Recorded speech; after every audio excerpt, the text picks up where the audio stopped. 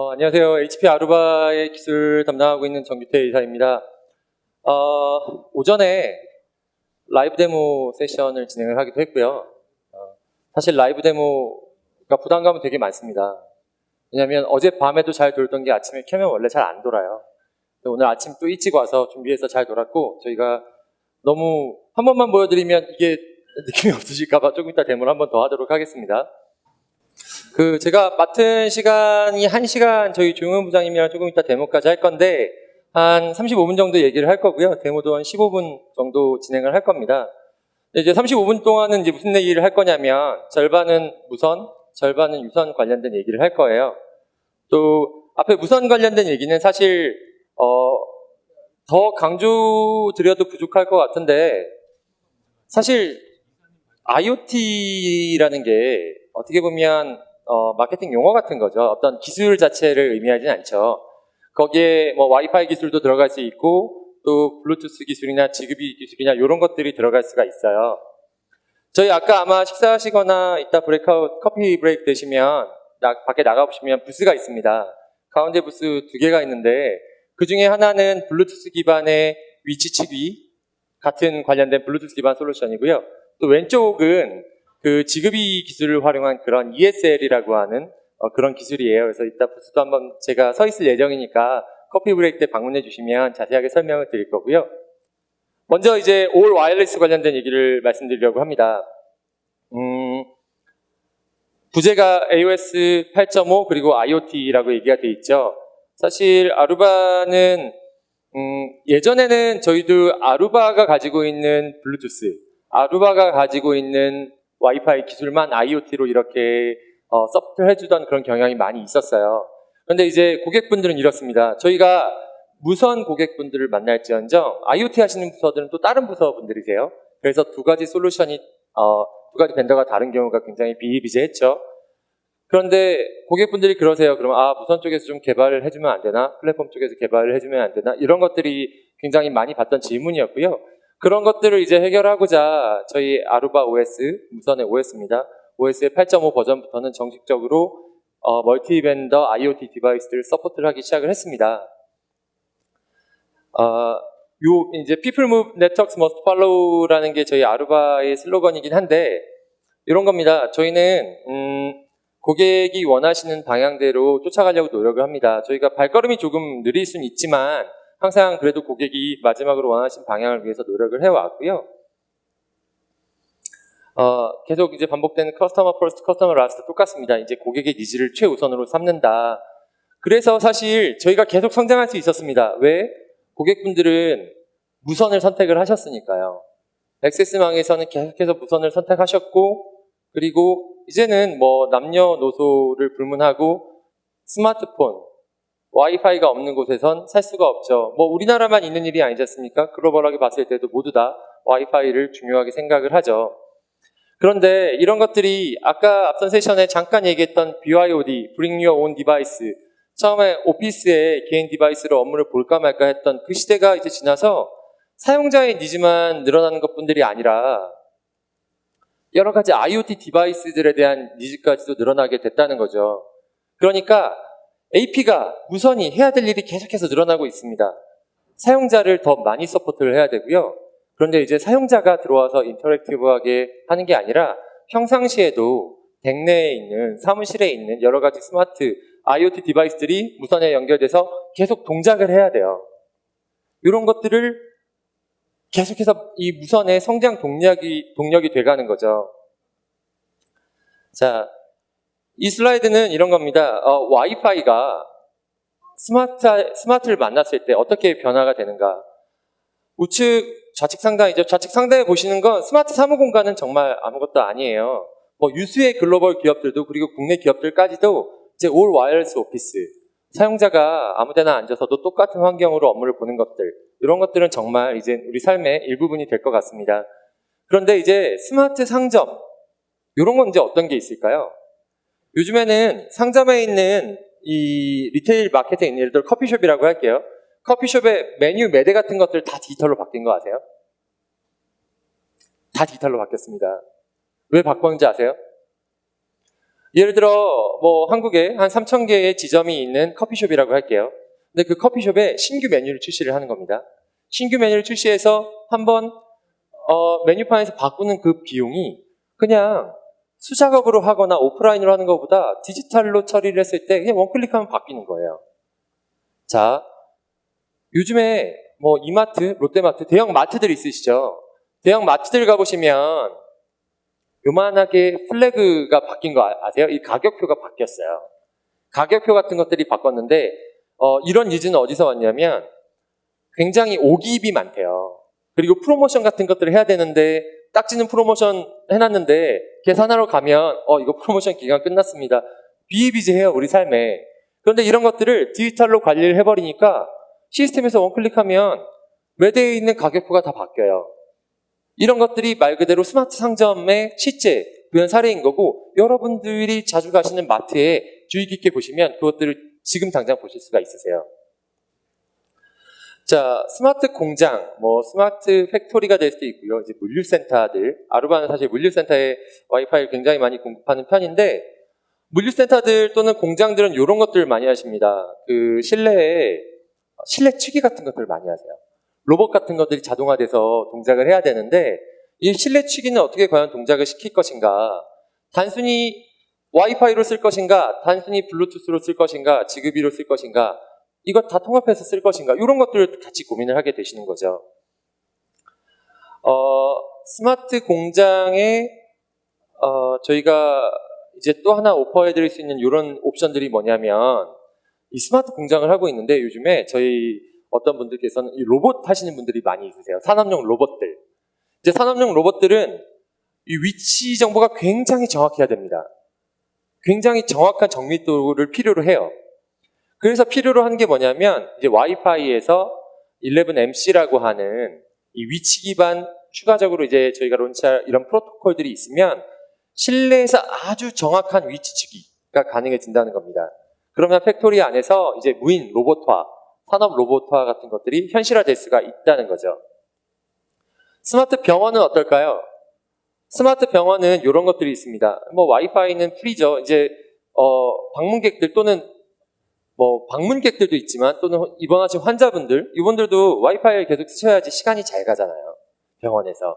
와이파이는 기본인데 거기다가 아까 말씀드린 그런 일렉트로닉 태그 같은 거, ESL이라고 하는 그런 레이블을 쓰시게 되면 환자가 입원하시면 전산 시스템 입력을 하시죠. 누가 입원하셨다고. 그러면 그 안쪽에 이렇게 레이블이 바뀌는 거예요.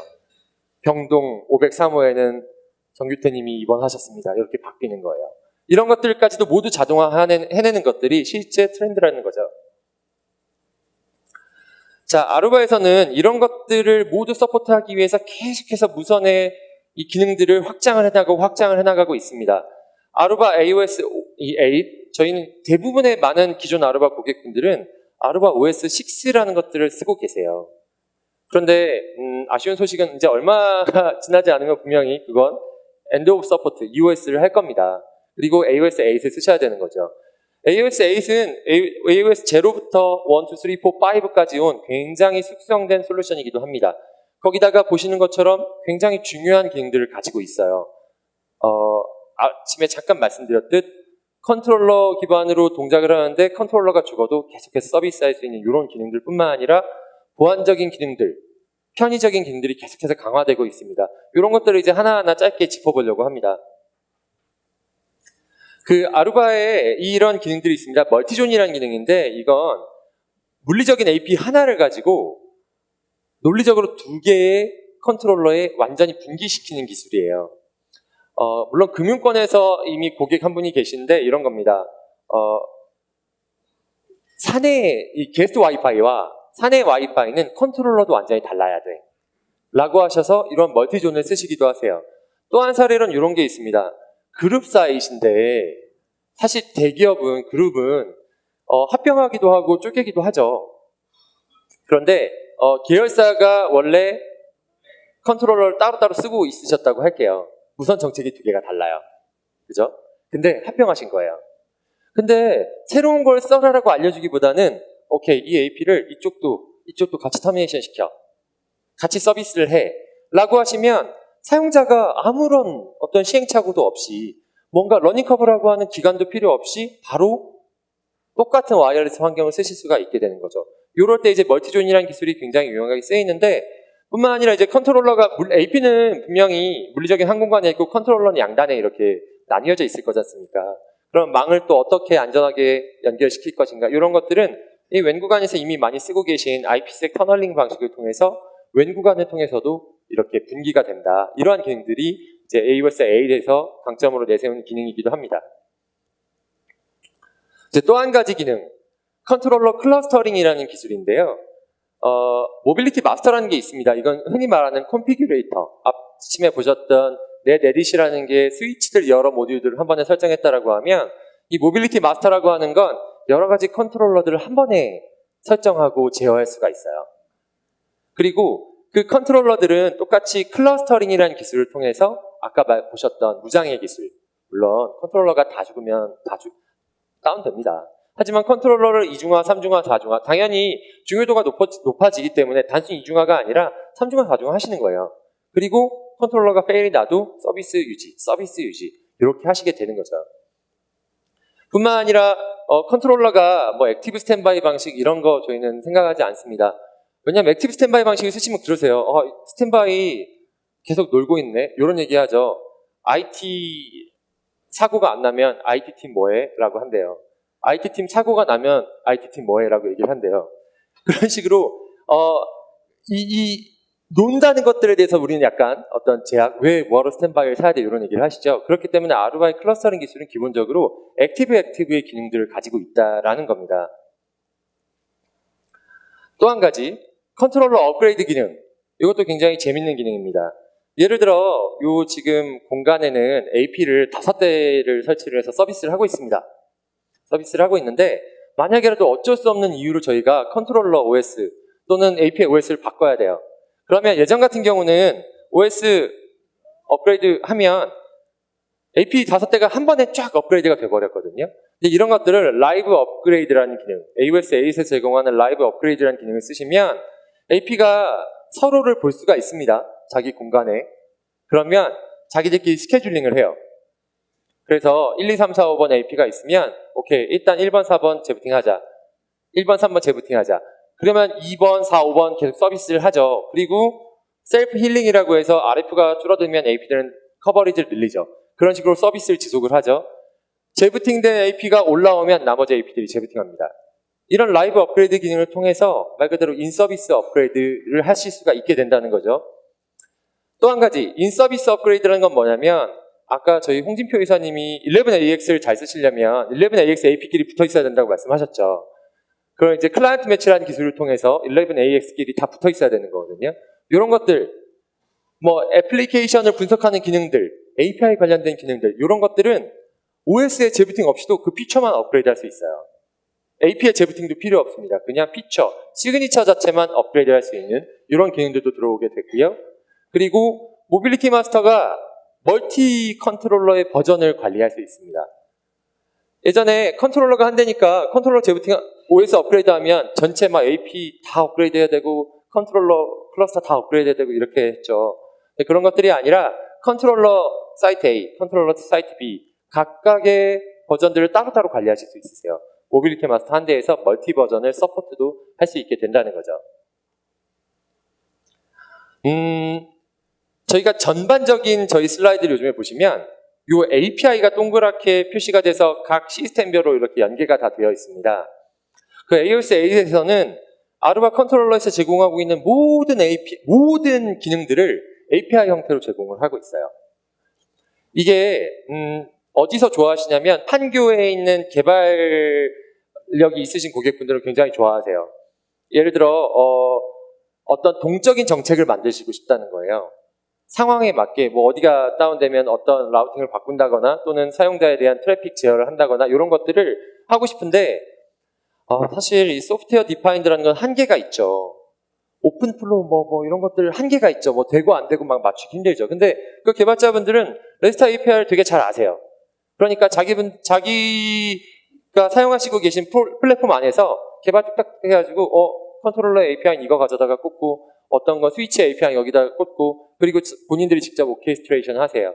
이게 실제 필드에서 고객들이 직접 하고 계신 소프트웨어 디파인드 네트워크에 굉장히 유사해요. 퓨전 프로토콜이 필요가 없어요. REST API는 아시는 것처럼 HTTP, 우리가 웹 접속하는 거랑 되게 비슷합니다. 그냥 원하는 저 구문대로 카피에다가 안에 있는 밸류만 바꿔서 딱 설치하고 클릭하면 저게 웹 방식으로 날아가서 정보가 바뀌죠. 이런 것들이 실제 소프트웨어 디파인드 커스터머 베이스드 네트워크에 굉장히 가깝다는 겁니다. 근데 이제 아루바 AOS 8에서 이러한 API로 모든 기능들을 제공을 하고 있다는 거고요.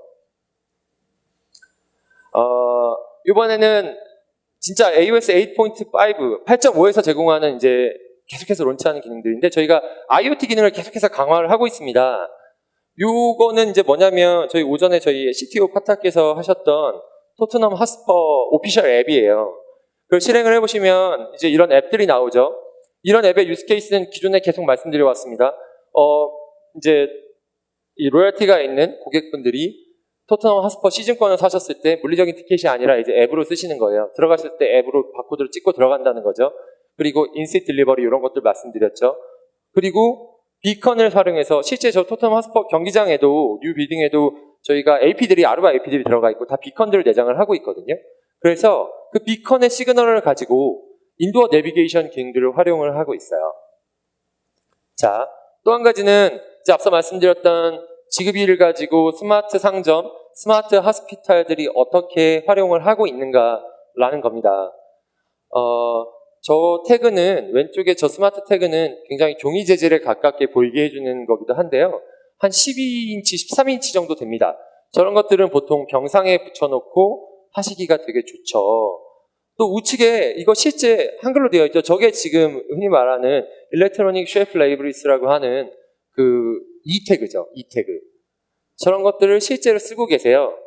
그런데 이제 저런 것들이, 저런 솔루션들이 글로벌하게는 글로벌한 벤더도 있고 국내에도 굉장히 유명한 벤더들이 한 두 군데 정도가 있습니다. 특히나 그 중에 한 군데 벤더는 이미 AOS 8.5에 인티그레이션이 되어 있어서 서로 연동이 되세요. 그러니까 이런 것들을 여러 가지 유스 케이스로 고객 환경에 쓰실 수 있으세요. 하다못해 사무실에 회의실 같은 데 있잖아요. 회의실 같은 데에도 그런 것들을 연결하실 때 물론 와이파이 쓰시기도 하지만 대부분은 아직까지 유선을 연결하시거든요. 그런 것들을 이런 ESL을 사용하시게 되면 스마트한 어떤 예약 시스템들을 이렇게 ESL로 푸시하는 것들, 이런 것들이 가능해질 거라는 겁니다. 자, 그런데 이제 한 가지 또 굉장히 테크니컬하게 짚고 넘어가셔야 되는 게 있으세요. 문제는 와이파이의 2.4기가, 지그비의 2.4기가, 그리고 BLE, 블루투스의 2.4기가 다 똑같은 2.4기가 채널을 쓰고 있다는 겁니다. 보시면 와이파이 같은 경우는 1번, 6번, 11번 채널을 쓰고 있죠. 각 채널은 22MHz 밴드위스를 가지고 있죠.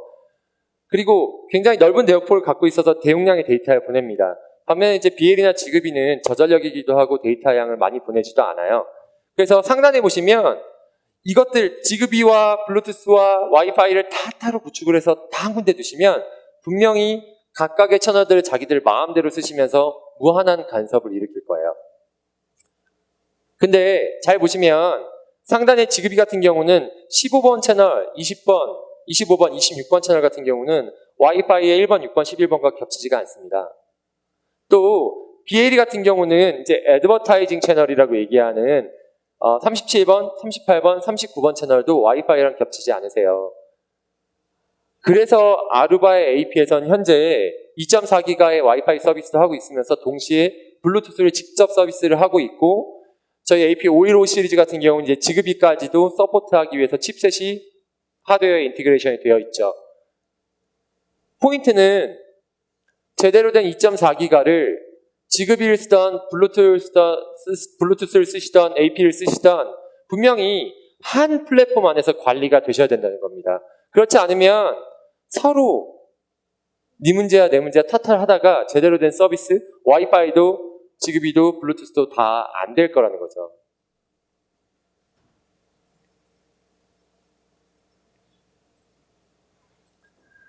그래서 이제 아루바 AP510에 지그비와 블루투스 하드웨어 칩셋이 인티그레이션 된 이런 플랫폼을 도입을 하시고 검토를 하시는 건 굉장히 필수 요소일 것 같고요. 다시 한번 강조해드리지만 아루바 AOS 8.5 같은 경우는 저희가 자체로 가지고 있는 블루투스 태그나 에셋 태그는 이제 위치 추적을 위한 미아 찾기를 위한 이런 태그나 저희의 태그도 있습니다. 또는 서드 파티의 태그들이 있습니다. 한국에 있는 H 회사, 기타 M 회사 이러한 회사들과 이미 인테그레이션이 되어 있고 그러한 로컬 솔루션을 가져다가도 하실 수 있고요. 좀 더 그냥 가능성을 열어두자라고 하면 그냥 여러분들이 가지고 계신 솔루션이 어떤 거냐에 따라서 저희가 인티그레이션 여부를 검토하게 되면 큰 변화 없이도 그런 것들을 IoT를 중앙에서 활용하실 수도 있으실 거라는 겁니다. 그래서 진짜 지금에야말로 아루바 AOS 이제 6점 버전은 잊어주시고 AOS 8.0를 도입을 하셔서 앞서 보셨던 다양한 신기술들을 네트워크에 적용하시는 것들을 강력히 권장을 드립니다. 자, 무선 얘기는 여기까지고요. 이번에는 이제 소프트웨어 디파인드 캠퍼스. 사실 올 와이어리스면 좋겠긴 한데 그럴 수는 없죠. 물론 와이어리스의 업링크는 메쉬로 또 메쉬로도 줄 수 있죠. 무선의 업링크를 메쉬로, 유선이 아닌 어떤 케이스는 그렇게 합니다. 하지만 그렇게 하시게 되면 무선은 메쉬로 쓰시기에는 스테이블한 링크를 가져가기 쉽지 않으실 수도 있고요. 그리고 유선이라는 게 없어지진 않을 거예요. 어디? 데이터 센터에도 그리고 액세스의 백본 네트워크에도 없어지진 않을 거예요. 우리가 얘기했던 건 많은 사용자들이 알고 있는 액세스망은 무선으로 가겠지만 유선은 여전히 남아 있습니다. 무선을 다 뒷받침해주기 위해서. 자, 이제 유선에서 저희가 무선처럼 썼던 것들, 사용자 인증하고 사용자 인증 결과에 맞는 VLAN을 받고 사용자가 로밍도 할 수 있고 이런 것들을 어떻게 꾸밀 수 있느냐. 먼저 이제 이 도표를 하나 보시면 제일 쉬운 방식은 이겁니다. 많은 고객분들이 이걸 쓰고 계세요. 뭐냐면 아루바의 클리어패스라는 인증 솔루션 또는 저희 솔루션 아니어도 됩니다. 가지고 계신 솔루션이 레디우스 인증 서버이시라고 하면 그 인증 서버를 활용해서도 네트워크를 조금만 손보시면 유선에서 네트워크 모빌리티를 쓰실 수가 있으세요. 자, 오전에 잠깐 말씀드렸지만 저희는 고정 IP 쓰는데요. 그것도 모빌리티가 되나요? 하실 수 있습니다. 자, 고정 IP를 쓰신다는 얘기는 뭐죠? 사용자를 이미 다 관리하고 있다는 거예요. 수동으로. 그 수동한 테이블은 분명히 어딘가에 있어요. 이 A 사용자는 IP 몇 번, B 사용자는 IP 몇 번 이런 식으로 다 있다는 거죠. 이런 테이블들을 아루바 인증 서버 또는 여타 인증 서버들이 그 테이블들을 읽어드릴 수 있습니다. 또는 그 테이블들을 안쪽에다 저장을 시킬 수가 있죠. 그리고 나서 사용자가 인증을 하면 누구누구 IP 몇 번이 IP가 뭐였네? 무슨 VLAN죠? 라고 구현을 시키실 수가 있으세요. 자, 보세요. 이 방식은 다이내믹 VLAN, 레디우스 베이스의 다이내믹 VLAN이라는 기술입니다. 레디우스 서버가 있으시거나 레디우스를 지원한다는 스위치를 가지고 계시면 이건 누구나 쓰실 수가 있으세요. 보시면 지금 구성도 자체는 1층, 2층, 3층에 액세스 스위치들이 있는데 1층, 2층, 3층 액세스 스위치들은 사용자 VLAN이 다 다르실 겁니다. 기존 방식은 그렇죠. 그러니까 사용자가 1층에서 2층 가면 안 되는 거예요. 그런데 다이내믹하게 포트를 바꾸시게 되면 1층, 2층, 3층의 액세스 포트에는 더 이상 VLAN 태그가 붙지가 않습니다. 대신 상단 네트워크를 트렁크로 만들어 두시는 거예요. 그리고 사용자가 인증을 하면 인증 서버가 보시는 것처럼 표준화된 레디우스 애트리뷰트를 스위치한테 내려주면 사용자가 그 포트를, 스위치가 그 포트를 해당 VLAN으로 바꿔준다는 거죠. 40번, 50번. 제가 슬라이드가 부족해서 40번, 50번만 적었지만 사용자 VLAN이 얼마나 많습니까? 층마다 있고 부서마다 있고 다 다르시죠. 그런 것들에서 자유로워지실 수 있다는 거예요. 어떻게? 그냥 인증 서버만 활용하셔도. 근데 이제 한 가지 포인트는 뭐냐면 그랬을 때에는 올 네트워크를 올 트렁크로 만들어야 된다. 이러한 제약이 있으세요. 자, 그러면 그러한 제약은 어떻게 넘어설 수 있는가? 말씀드렸지만 아까 AP 슬라이드에서 보셨던 것처럼 터널링 기술을 스위치에서 제공할 수 있다면 AP와 똑같이 쓸 수 있다면 어떻게 될까? 이 포인트를 한번 생각을 해보셨으면 좋겠습니다. 실제 아루바 AP는 컨트롤러와 GRE 터널을 합니다. GRE 터널을 한다는 건 뭐죠? 페이로드 그대로 두고요. 앞에 헤더, IP 헤더만 하나 더 두는 겁니다. 그래서 목적지랑 소스와 데스티네이션의 IP를 바꾸죠. 그러면 중간에 있는 네트워크는 어떤 대역을 갖든지 상관이 없어요. 라우팅만 되는 구간이라고 하면 GRE 표준 프로토콜을 통해서 중간에 있는 언더레이 멀티 벤더 스위치들을 아무것도 고려하지 않으시고 컨트롤러로 가게 되는 거예요. 그리고 나서 하는 건 뭐냐? 컨트롤러에 있는 앞서 보셨던 AOS 파일에 있는 다양한 기능들을 그대로 활용하실 수가 있게 된다는 거죠. 복잡하지 않습니다. GRE 터널 모르지 않으시죠? 뭐 너무 제네럴한 프로토콜이고요. 그래서 GRE 터널만 적용을 하셔서 스위치가 터널을 뚫을 수 있으면 저 포트들은 어떤 사용자가 들어오든 준비가 되어 있고, 더더욱 중요한 건 인증 서버를 통해서 무선에서 주시던 정책을 똑같이 유선에도 주실 수가 있게 된다는 거죠. 자, 이렇게 AP가 컨트롤러에 터널링을 하듯 아루바 스위치가 컨트롤러에 똑같은 컨트롤러에 터널링을 하죠. 중간에 언더레이 네트워크는 고민하실 필요가 없게 된다는 겁니다. 자, 이게 이제 크게 본 화면이죠. 아루바 컨트롤러 클러스터는 점점 강력해지고 무장의 히트리스 페이로버 기능까지 제공을 하게 됩니다.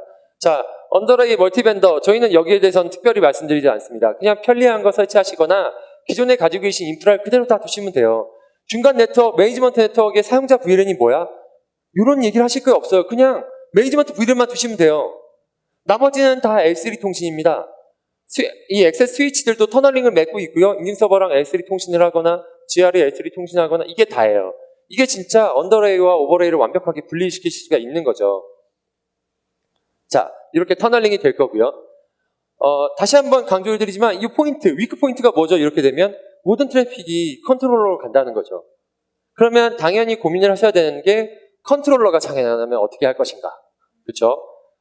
이제 보셨던 슬라이드지만 액티브 스탠바이 터널을 저희는 레디를 하고 있습니다. 이건 AP도 그렇고요. 스위치도 그래요. 사용자가 인증을 하면 액티브 컨트롤러는 사용자의 세션을 만들고요. 똑같은 세션이 스탠바이 컨트롤러에 똑같이 스탠바이 테이블로 남아 있습니다. 그리고 컨트롤러가 장애가 발생하면 스탠바이였던 게 액티브 터널로 그대로 아까 이제 페이스타임에 보셨던 것처럼 사용자의 제약이 없이 그대로 스탠바이 터널로 이동하게 되는 거죠. 이런 것들 다시 한번 이제 좀 이따 조용 부장님께서 데모를 도와주실 거고요. 자, 또 한 가지. 이 뒤에서 보셨던 것들은 보면 저희 상단에 컨트롤 플레인이라고 하는 클리어 패스 기능 오늘 많이 강조드리지 않고 이제 다음 저희 김태성 부장님이 좀 세션적으로 설명을 드릴 건데 저 컨트롤러 클러스터의 설정을 뭐 어떻게 복잡하게 또는 한 군데 포인트에서 할 수 있어? 뭐 이런 것들을 고민하신다라고 하면 클리어 패스에서 제공하고 있는 다운로더블 유저 롤이라는 것들을 활용하시는 것도 되게 좋다고 생각합니다. 이 기능은 뭐냐면 자, 레디우스 서버에서 사용자에 대한 정책을 좀 더 디테일하게 줄 수 있게 되는 거예요. 샘플 예를 보면 클리어 패스에서 이거 뭡니까? 이거 마치 방화벽 룰 같지 않으세요? 뭐 소스, 뭐 애니, 데세션 애니, 특정 프로토콜 퍼밋 이러한 방화벽 룰셋을 인증 서버에서 컨트롤러한테 내려주는 거예요. 컨트롤러의 사전에 설정을 하시는 게 아니에요. 왜? 컨트롤러의 사전에 설정하시려면 힘들잖아요. 작업 계획서도 써야 되고 플래닝도 해야 되고 이런 것들. 근데 그런 것들이 인증 서버에서 정책적으로 변경시켰을 때 자동으로 다운로더블 돼서 컨트롤러에서 인포스먼트가 될 수 있다라는 포인트. 유저의 정책에 대해서 이렇게 변동시킬 수 있다. 이거 하신다고 네트워크에 영향이 있나요? 이거 하시게 되면 누가 영향받죠? 이 롤을 받는 사용자만 영향을 받아요. 네트워크에는 아무런 영향이 없어요. 그렇기 때문에 작업을 아주 편리하게 하실 수가 있게 되죠. 자, 이러한 기능들을 단순히 AP 무선에만 한 게 아니라 스위치까지 할 수 있다는 겁니다. 똑같이 약간의 ACL 같은 건데 이러한 ACL들을 주시게 되면 이 ACL들이 컨트롤러에 내려가고 컨트롤러가 스위치한테 저 정책을 적용을 합니다. 컨트롤러가 중앙 정책 적용 포인트니까요. 이런 아루바 이 다운로더블 유저 롤도 조금 이따 이제 조용훈 부장님께서 데모로 보여주실 겁니다. 자, 한 가지 더 있습니다. 그 아루바 컨트롤러는 결국 아까 그 ACL 같은 거 보셨죠? 결국 엣지의 파이어월 정책을 적용한 거랑 같습니다. 원래 보통 방화벽은 상단에 있죠. 저희가 이걸 관문 방화벽이라고 얘기를 합니다. 자, 하단에 원바이러스가 돌았네요. 원바이러스가 돌면 요즘에는 그 엣지 방화벽, 관문 방화벽이 탐진해요. 차세대 방화벽이라 바이러스 패턴도 알고. 근데 차단을 하면 어떻게 되죠? 이 트래픽이 상단에 올라가서 나가는 건 차단을 할 수 있죠. 그런데 사내 네트워크에서 계속해서 돌고 있는 건 어떻게 하시죠? 막을 수가 없죠. 왜? 관문 방화벽이니까. 트래픽이 안쪽에 돌면 제어할 수 없으니까. 그런데 저희가 말씀드렸던 아루바의 터널링 기술을 사용한 무선이든 유선이든 이런 사용자들은 퍼 사용자 단위로 방화벽 정책이 적용이 가능해요. 왜? 컨트롤러에 내장된 아루바 컨트롤러에서 자랑하는 방화벽 기능이 내장이 되어 있으니까. 그럼 어떠한 방화벽 기능들이 내장이 되어 있느냐? 약 2,600여 개 정도의 저희 시그니처 베이스의 방화벽이 있어요. 그 시그니처에는 예를 들어 유튜브도 있고요. 뭐 우리가 잘 알고 있는 네이버나 다음 관련된 트래픽에 대한 시그니처도 있고요. 이런 것들로 차단이 가능해요. 여기다가 담지는 않았지만 또는 차세대 방화벽들이 잘하는 그 평판 기반 방화벽 아세요? 도메인 URL이 계속해서 평판으로 레이팅됩니다. 클라우드 사이트에. 그럼 그 정보에 따라서 갬블링 사이트 차단해 또는 뭐 하이 리스크한 사이트 차단해 이러한 정책들까지도 아르바 컨트롤러에서 적용을 하실 수가 있죠. 컨트롤러에 적용을 하시면 어떻게 되죠? AP에도 적용이 되고 스위치에도 적용이 되는 겁니다. 그러한 설정이 AP에 있냐 스위치에 있냐? 아니죠. 그런 설정은 없습니다. 자, 이제 세션 제가 발표할 내용은 여기까지고 이제 조용훈 부장님께서 데모를 이제 보여주실 건데 오전에 하셨던 히트리스 페이로버 데모만 할 건 아닙니다. 뭐 저희 애플리케이션 파이어이나 다운로더블 유저 롤이나 기타 등등 제가 설명드렸던 데모 이 플래그가 있던 것들에 대해서 한 네 가지 정도의 데모를 진행을 해주실 거고요. 부장님 준비되시면 예, 들리시나요? 들리시나요? 네. 예, 준비는 다 됐고요. 내려가시기 전에 한번 도와주고 가셔야 돼요. 일단 오전에 진행했었던 히트리스 페일오버를 다시 한번 보여드릴 건데, 오전에는 단순히 이제 넘어가는 페일오버 상태만 보여드렸는데, 뭐, 어떤 분들 얘기하시더라고요. 엄한 거 뺀 거 아니냐. 이런 것들을 얘기를 하셔서, 이번에 정확히 이제 CLI 상에서 진짜 액티브되고 있는 컨트롤을 확인해드리고, 그걸 진짜 빼서 오전과 같은 동일한 페일오버가 되는지를 한번 먼저 보여드리는 데모를 하도록 하겠습니다. 두 번째 거를 뽑으시면 안 돼요. 왜냐면, 세션 계속 데모는 이어서 해야 되니까요. 저는 뽑으라는 거 뽑겠습니다. 네. 자, 그러면 우선 그 첫 번째 데모 전에 좀 전에 설명하셨던 이런 개념도 플러스 현재 저희가 실제 여기에 데모 구성되어 있는 장비를 한번 설명을 드리면 일단 저쪽에 이제 저희 장비가 이제 구성이 되어 있고요. 유선 터널링 스위치를 위해서는 저희 가장 엔트리급 스위치인 2930 스위치를 구성을 했고요. AP는 AP345. 그 다음에 이제 클러스터링용 컨트롤러로는 7008 두 대를 했습니다. 이것도 저희 가장 용량이 작은 컨트롤러라고 할 수 있고요. 그 다음에 이러한 클러스터링의 매니지먼트를 위한 모빌리티 마스터, 클리어패스, 에어웨이브는 VM으로 해서 한 서버에서 동작을 하고 있습니다. 이 상태에서 지금 히트러스 페일오버를 보여드릴 텐데요. 보시는 것처럼 페일오버는 하나의 AP에 두 개의 무선 단말이 연결이 되어 있고 두 개의 단말이 액티브로 바라고 있는 컨트롤러의 업링크를 제거했을 때 스탠바이로 동작하고 있는 컨트롤러로 히트리스가 어떤 영향 없이 페일오버가 되는지를 확인하는 데모입니다. 그 전에 앞서서 현재 우선 사용자가 어느 컨트롤러에 연결되어 있는지를 한번 확인을 해보면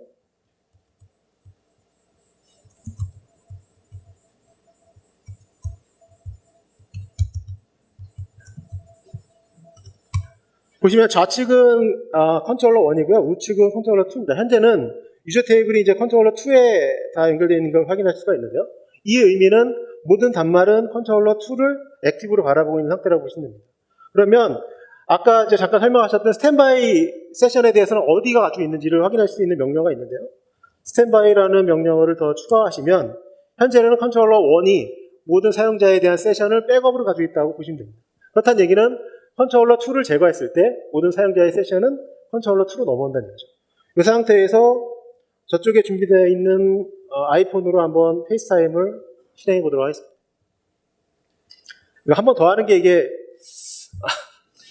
어떨지 잘 모르겠는데요. 다시 한번 해보세요. 뒤집힌 것 같습니다. 화면. 뒤집혔나요?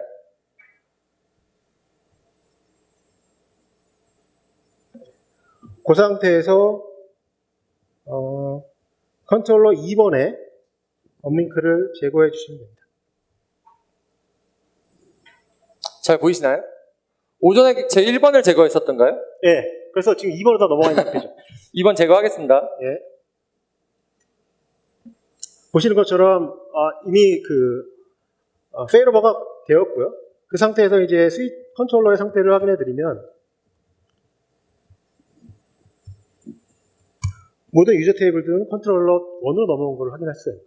이런 식으로 해서 클러스터링의 히트리스 페일오버를 이용해서 또는 안정적인 서비스를 구축할 수가 있고요. 이런 기술들을 이용해서 추가적으로 라이브 업그레이드 같은 기술들을 응용할 수가 있게 됩니다.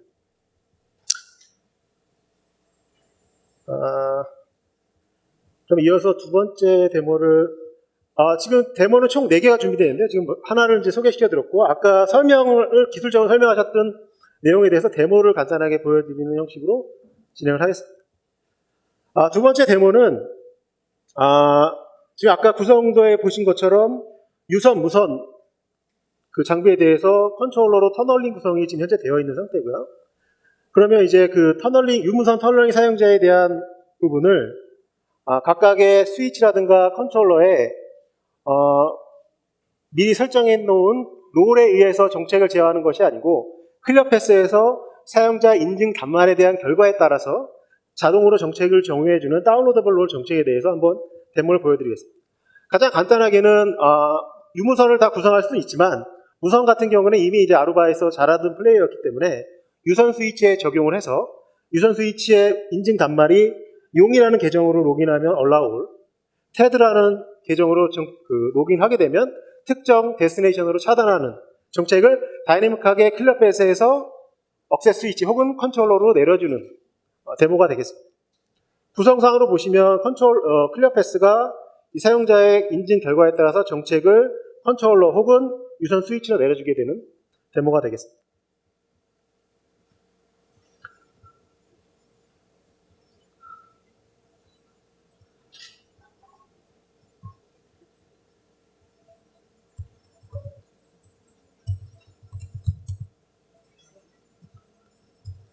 현재 컨트롤러 사이드에서 보시면 그 용이라는 계정으로 해서 이미 원엑스 인증되어 있고요.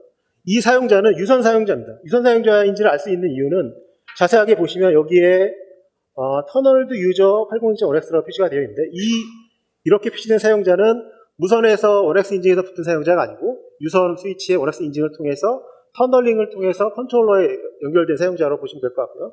이런 용이라는 사용자는 여기 VM웨어 클라이언트 쪽에서 보시면 이런 식으로 지금 8.8.8 그 다음에 코넷 DNS로 정상적으로 핑이 되는 것을 보실 수가 있는데 이 사용자를 테드라는 계정으로 로그인해서 어떻게 다르게 정책이 적용되는지를 보여드리겠습니다.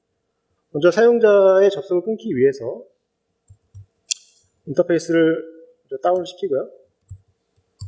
이 화면은 아루바의 L2 스위치 2930의 CLI 화면이라고 보시면 되고요. 이 상태에서 단말 쪽으로 가서 당연히 네트워크가 끊겼겠죠. 사용자의 인증 정보를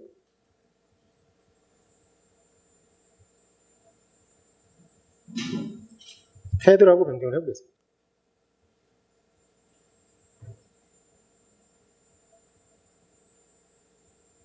그리고 링크를 다시 마블시키면 유선 스위치에서 우선 그 801.1x 인증 시도가 진행이 될 것이고요. 그 인증에 대한 결과는 클리어 패스를 통해서 인증이 성공하고 클리어 패스에서 그 사용자에 맞는 인증 정책을 다이내믹하게 다운로더블 롤로 컨트롤러와 스위치로 내려주는 형태로 동작을 하게 됩니다. 보시면 테드라는 사용자로 벌써 로그인이 끝났고요. 이 테드 사용자의 자세한 상태를 L2 스위치에서 확인을 하시면 보시면 테드라는 사용자고 4번 포트에 연결됐으며 8.5x 인증을 성공했고 여기에 보시면 별표로 표시되어 있는 롤이 이 스위치가 미리 생성해서 가지고 있었던 롤이 아닌 클리어 패스가 자동으로 생성해서 내려준 정책이라는 거죠. 그러면 이 상태에 대해서 한번 그 결과값을 한번 볼까요? 단말 입장에서 봤을 때는 저희가 정책 적용한 것처럼 8.8.8로는 차단이 되고 그 외로는 다 허용이 되는 형태로 정책이 변경이 된 거죠. 이러한 설정은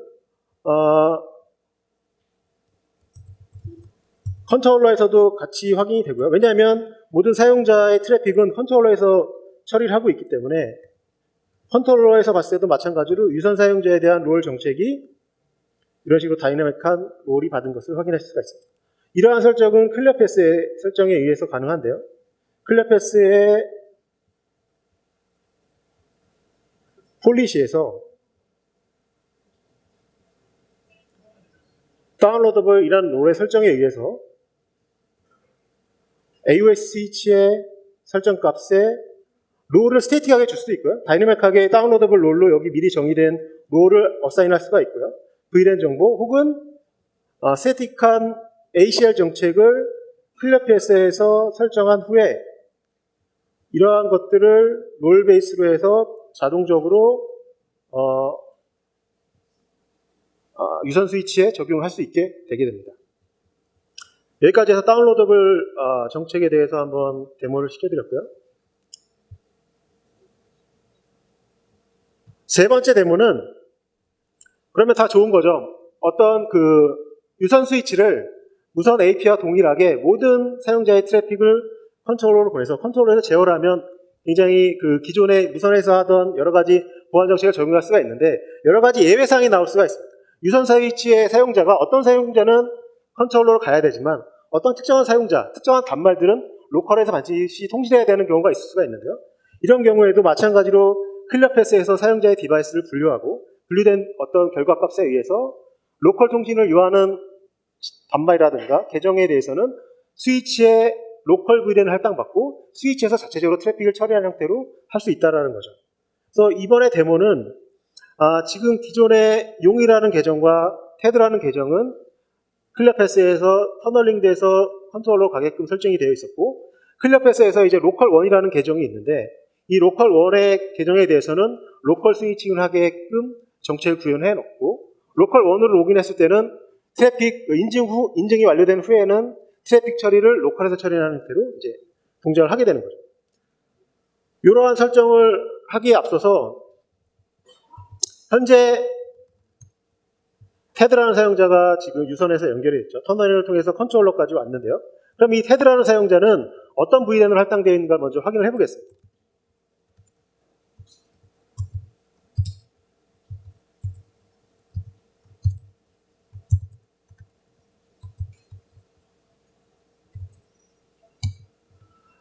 터널드 노드 사용자에 대한 그 테이블을 봤을 때 유선 사용자이고 테드라는 사용자는 여기 보이시는 것처럼 400이라는 터널용 VLAN 외에 실제 이 사용자가 할당받은 랜은 VLAN 152번이거든요.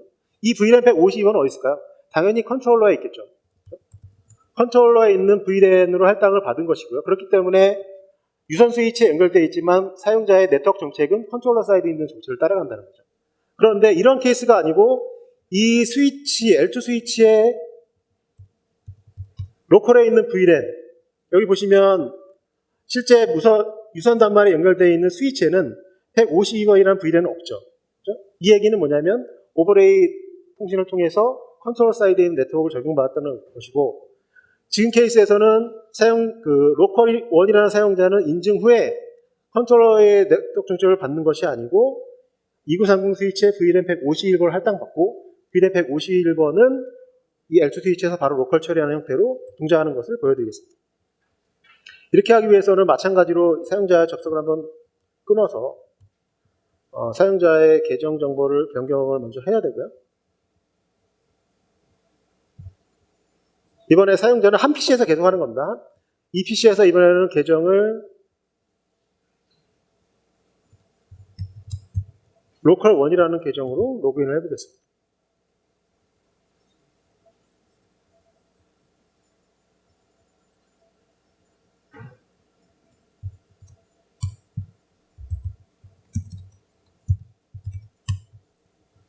그러면 로컬 1이라는 계정으로 다시 L2 스위치에서 인증을 진행할 것이고요. 로컬 1이라는 계정으로 인증이 성공했죠. 이 인증이 성공한 사용자에 대한 디테일한 정보를 보면 이번에는 마찬가지로 클리어 패스로부터 이 로컬 1에 대한 사용자는 다운로더블 정책으로 마찬가지로 롤을 받았지만 이 사용자의 네트워크는 그 스위치가 가지고 있는 로컬 VLAN을 할당하라고 설정이 되어 있었기 때문에 이 단말은 이 스위치가 가지고 있는 VLAN 151로 할당이 된 것입니다. 그렇기 때문에 이 사용자가 실제 통신하는 방식은 컨트롤러로 가서 컨트롤러에서 처리하는 것이 아니고 로컬 스위치의 네트워크에 따라서 동작을 한다는 거죠. 이러한 설정에 의해서 고객분들이 이런 요구가 있을 수 있습니다. L2 스위치에 사용자가 여러 사용자가 있는데 어떤 특정한 단말 혹은 특정한 사용자는 굳이 컨트롤러로 보내지 않아도 되는 사용자일 수도 있다는 거죠. 그런 사용자들은 별도로 설정을 해서 별도의 스위치에서 로컬 처리하는 형태로 구성을 하실 수 있는 유연한 옵션을 저희는 제공할 수가 있다는 것이고요. 마지막으로는 컨트롤러에 내장하고 있는 방화벽 기능을 이용해서 유선, 무선 동일한 정책을 줄 수 있는 부분들을 데모로 보여드리고, 마지막으로 이제 이러한 유무선 통합 관제 시스템으로는 저희 기존의 에어웨이브에서 유선 터널 로드에 대한 모니터링 부분까지 굉장히 강화됐기 때문에 이 부분을 간단하게 보여드리겠습니다. 우선 이 사용자의 트래픽이 로컬 원이라는 계정은 컨트롤러까지 오지 않기 때문에 이 사용자를 다시 컨트롤러 트래픽을 보낼 수 있게끔 계정을 변경을 해줘야 돼요. 그래야지 컨트롤러에서 정책을 수행할 수 있겠죠. 다시 계정을 컨트롤러로 보낼 수 있는 계정으로 변경을 하고요.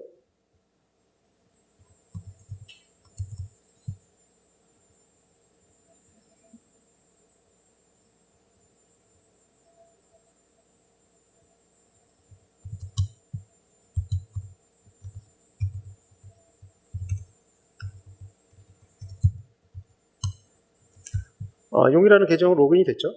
이 사용자는 터널링에 의해서 컨트롤러 사이드에서 학습이 됐을 것이고요.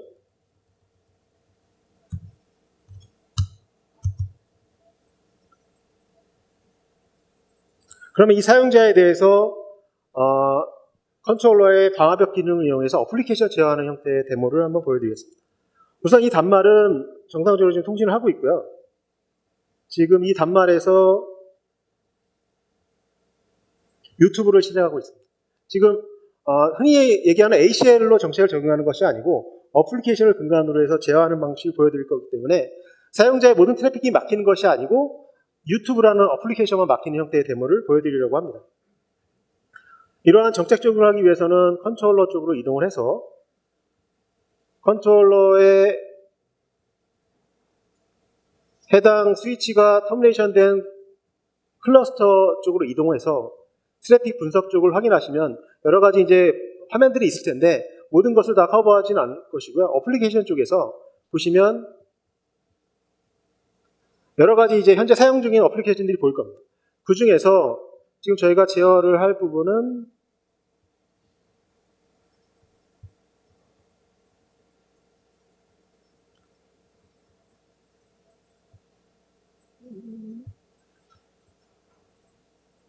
왜냐하면 좀 전까지는 사용자의 트래픽이 로컬에서 처리됐었기 때문에 컨트롤러까지 그 어플리케이션이 러닝되기까지 좀 시간이 걸릴 것 같고요. 좀 더 기다려 보시면 이쪽에 유튜브에 관련된 어플리케이션이 보일 거고요. 그러면 유튜브에 대한 부분들이 이쪽으로 트래픽 분리되기 전에 먼저 NMS 쪽에서 통합 모니터링하는 부분을 먼저 보여드리고 그 다음에 유튜브를 제어하는 형태로 진행을 해보겠습니다. 우선 이제 모빌리티 컨트롤러의 컴퓨테이션 서버 역할을 할 수 있는 모빌리티 마스터 쪽에서도 유무선 사용자에 대한 정보를 이런 식으로 확인할 수 있게끔 되어 있고요. 이러한 사용자에 대한 정보는 굉장히 많은 그 유무선 장비를 통합 관리하기 위해서는 NMS가 필요할 텐데 에어웨이브라는 NMS에서 이러한 통합 모니터링 툴을 제공하고 있고요. 오전에도 보여드렸지만 전체 사용자 테이블을 확인하셨을 때 보시면 유선 사용자일 것이고요. 롤 보시면 아실 겁니다. 그 다음에 무선 사용자가 두 개가 있는데 보시면 연결된 디바이스가 이런 식으로 스위치인지 AP인지가 표시를 하게 됩니다. 먼저 이제 무선 사용자에 대해서 한번 클릭을 해보면 무선 사용자가 어느 AP에 어느 신호, 어느 AP, 어느 컨트롤러 연결된지 보이실 수가 있으실 거고요. 이 부분은 기존부터 지원했던 거기 때문에 이 부분보다는 유선 쪽을 집중적으로 한번 보시면 유선 사용자의 맥을 클릭했을 때 유선 사용자가 연결되어 있는 스위치에 어떤 포트이고 어느 스위치이고 어느 컨트롤러 터널링이 되어 있는지 확인을 하실 수가 있습니다. 유선 스위치에 연결된 포트를 선택했을 때 그 포트에 대한 자세한 사용량들을 보실 수도 있고 이 단말이 연결되어 있는 스위치의 상태를 봤을 때 굉장히 디테일한 정보들을 확인하실 수가 있는데요. 우선 이 스위치가 연결되어 있는 정보들 어느 컨트롤러에 연결되어 있는지 지금은 아까 컨트롤러 2번을 죽였기 때문에 실제 이제 액티브 컨트롤러는 하나만 보일 것이고 백업은 지금 보이지 않고 있죠. 그 다음에 이 스위치의 포트 상태라든가 POE 상태, VLAN, 연결된 단말 사용자들에 대한 정보들이라든가 하드웨어 상태들을 한눈에 GUI 형태로 해서 에어웨이브에서도 유선 장비들을 모니터링할 수 있는 부분이 강화됐다고 보시면 될 것 같고요. 다시 모빌리티 컨트롤 쪽으로 이동해서